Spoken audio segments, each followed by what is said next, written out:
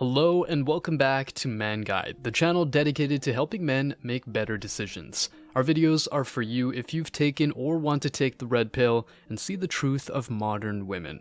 I post daily, so don't forget to subscribe and hit the bell icon, and without further ado, let's start with today's content. Many modern day women know they've got the legal system and political propaganda favoring them, so they feel free to hurt, disrespect, and utilize men without facing any consequences. A woman playing hard to get is perceived as a high-value boss lady, but a man setting boundaries and telling his wife not to go to the club is insecure.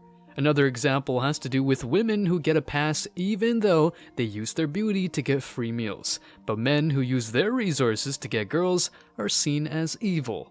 The list goes on, and many men are not willing to put up with ego battles in the household or any relationship setting. Many men are waking up to the scams sold by most movies and realize that getting used as commodities is not fun at all. Why do I say something so extreme in the first place? Because these days, men in a marriage setting are pretty much disposable utilities and walking ATMs. In today's video, I will cover why men are no longer considering marriage, or if they do, why some go abroad. Plus, you'll fully know many of the modern women's attitudes that give men no incentives to date or engage in any dating activities. Stick around because I'm sure you're going to love this one. But before we go deeper, let me share the comment of the day. Shout out to Still Above Ground. He said, I saw a video where a blind man got yelled at for staring at a woman. When he told her he's blind, she doubled down on the complaint. That was bad, but it got worse. A gym employee came over and when the man told him he's blind, the employee told him that it didn't matter. You're not allowed to make other people uncomfortable. If I was that blind guy, I would have sicked the National Federation of the Blind on that gym.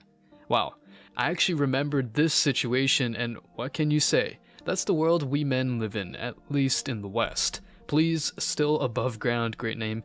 Don't forget to reach out to us by email to claim your $5. As usual guys, I'll pick one comment from each video. It may be the funniest, the most liked, or one that touched me, so don't forget to leave a comment and you may be our next winner. Make sure to hit the like and subscribe buttons too, as it helps a lot. And now, back to the video.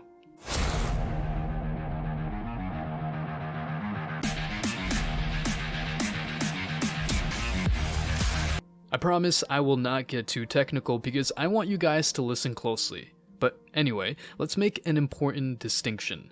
A woman might want to get married because she can get lots of benefits, especially during a divorce in countries like America. But most of them don't want to be wives. As much as a married woman is a wife to a certain man, that's nothing but a term. What she does in practice might have nothing to do with being a good wife. Let's be more specific. A married woman might still be combative, aggressive, and bossy despite having a man who wants to provide for her and their kids. Plus, many women don't even want to cook meals from time to time because they've been told that being of service to a man is perpetuating the patriarchy. Come on, note that many men are not even asking for a servant, but rather a supportive wife who will encourage them to be better and make things easy. That's why some men go abroad to find women who will be supportive rather than combative. It seems that saying I love you, you've got this, I believe in you, and whatnot is oppressive, but disobeying the father of your kids is an act of revolution and liberation. Plus, why do modern day women think that setting that example is healthy for their kids? If many kids become insufferable, whimsical, capricious, and incapable of having good relationships, there must be a good reason. And that reason tends to be a dysfunctional marriage. If a woman knows that she can divorce her husband at any time and extract half of his assets, she'll be happy to pull that card whenever the relationship goes through turbulent times. Instead of making things work and solving problems that may arise, today's world is suggesting everyone just dump their partner and go with someone else. By the way, I don't mean that you should accept a woman with red flags. The beginning stages of dating are meant to test the waters, and if the girl happens to look like dating or marriage material, you are free to advance the relationship. The bottom line is simply to be realistic and never enter the honeymoon phase. When a man falls in love, he's able to take a bullet for a chick he has just barely met. That's why I always talk about red flags and being practical. Look, I'm not saying you should just be negative and just think every girl out there is evil. If a girl you're meeting makes you feel uncomfortable or unappreciated, just let her go. Some women brag about how men can't handle them because they're boss ladies, but many men just don't want to put up with a masculine, insufferable woman. Period. Plus, let these women enjoy their solitude because most men will not wife them up. As much as men are told to provide, they're waking up to this and choosing not to be stupid. You know, if you treat someone to a meal they deserve, that's fantastic. But being used because of how much money you earn is very destructive. And the fact of the matter is that when the couple breaks up and each party goes their own way, the woman tends to ask him for money that is supposedly for the kid's education, extracurricular activities, food, etc. Yeah, that's what she says, but you've got no guarantee once the money goes out of your pockets. She might use it to buy stuff she doesn't need, and the kid might not have access to any extracurricular activities that would help him or her stay away from the streets. Society will try very hard to convince the populace that the community doesn't matter, so everyone just thinks about themselves. And modern-day women are no exception to that rule. Shockingly, men are told to be generous with their resources, but women are not. You know how this works, right? His money is the couple's money, but her money is just her money. Many men are dealing with that, but are not willing to be used as walking ATMs.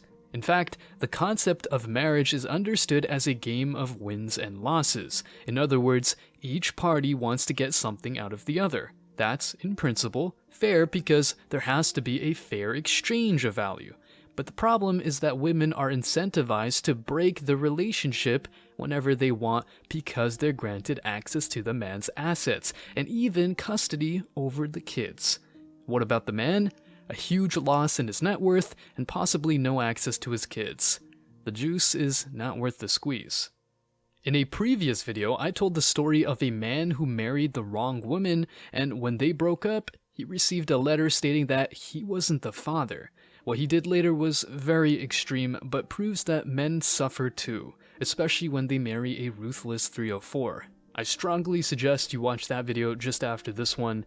Anyway, the way marriage works in many Western countries is not beneficial for men. The man must deal with a lot of problems and potentially lose half of his assets, and the woman is incentivized to break the relationship at any given time. Not only will she extract resources during the marriage, but also when the divorce takes place. Although many men were doing all they could to have a happy marriage and thought everything was going fine, the woman reserves the right to exercise her options. Plus, these days women talk about a sort of partnership, so they think that they will attract men by being bossy and career women. None of that. Men don't want their women to be a challenge, period.